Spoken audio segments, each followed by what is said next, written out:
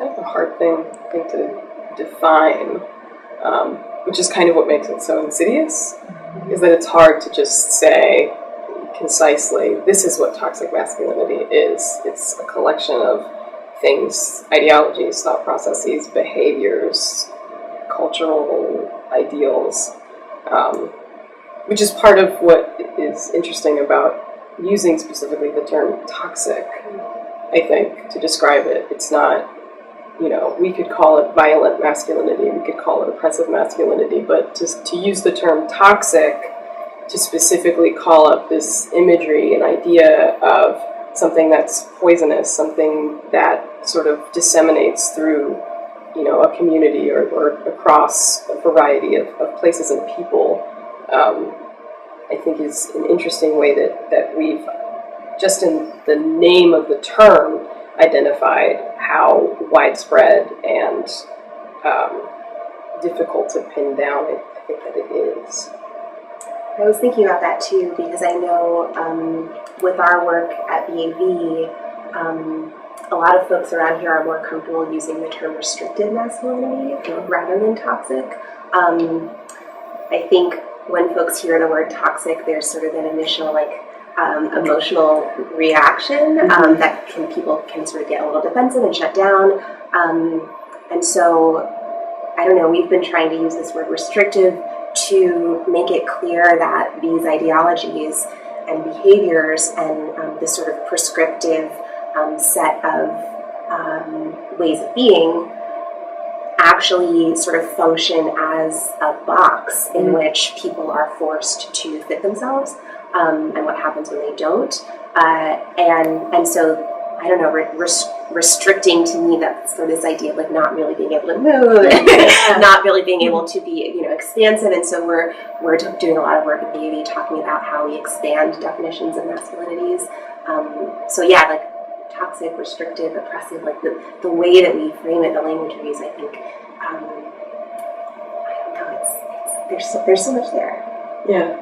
Yeah, and I've also identified some pushback about not specifically the term toxic masculinity, but yeah, there is a defensiveness that comes in when you say that term, and it's difficult sometimes to navigate being a person in the world who wants to embody masculinity when the idea behind it is that it's poisonous, that it's harmful.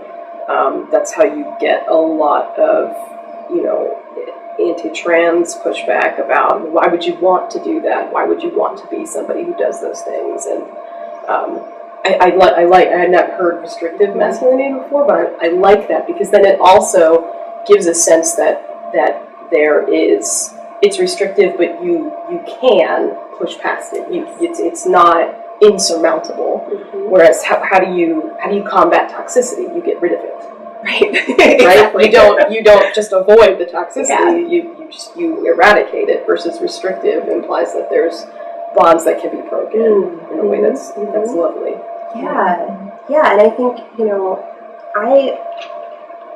I truly believe and want to believe, and I think in our work we are trying so hard to hold the belief that masculinity itself is not harmful. Masculinity itself is not inherently violent. And so if we can hold that and know that, then we can say, okay, well, what are the aspects of this restrictive or toxic masculinity that we know are harmful to all parties involved, and how can all of us have a stake and say, okay, well, this is how we're expanding this so that any and everyone, no matter what their relationship to masculinity is not harming or being harmed by it.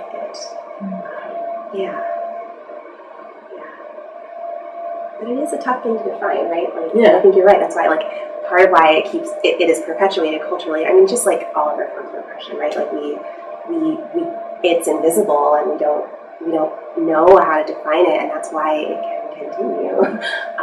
Because in the naming of it and the recognizing of it is, I think that's always the first act in terms of dismantling those oppressive systems and ways of being. But I don't know, I think for me, I think a lot about behaviors that are linked to dominance and aggression and competition. And so for me, like when people are like, well, what do you mean when you say restrictive masculinity? I tend to start the conversation there. Yeah. Right? Like what are the examples that we can point to of how those traits are imposed on folks and rewarded in folks and inflicted upon folks, to start the conversation in terms of, okay, how can we actually make these things that are invisible and insidious and more visible?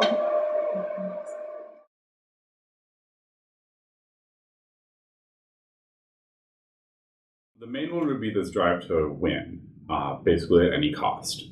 So more than a drive to succeed or like wanting to do well, but basically a willingness to throw anyone else under the bus to get ahead. That tends to be coupled with misogyny and homophobia, because those tend to be two groups that are fairly easy targets for those kinds of behaviors. So a lot of those would be, so this can range from sort of interpersonal things that are sort of done within the in-group, like sexist jokes or whatever, but that can quickly spread to things like actual sexual harassment or hostile workplaces for minorities of different sorts, depending on whatever the behavior happens to be. And so it can sort of spread outside of the sort of in-groupy thing pretty quickly into like things like rape culture or sexual assault, things like that.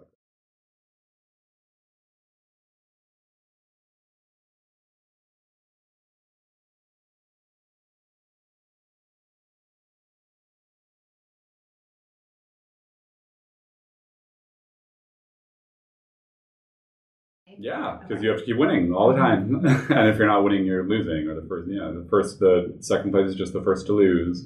That kind of an idea. Okay. Yeah. And so this drive to, and so throwing other people into the bus helps you get ahead, and also eliminates some competition. It's very much not a sort of cooperative interaction style, particularly in workplaces. Why would you want to help your coworker with whatever their project is for 5 minutes when it's only going to benefit them and not you? Whereas in a collaborative work environment, you wouldn't care to take 5 minutes to proofread someone's thing. But if you cared, you might proofread and add mistakes or something instead, if you were high on toxic masculinity.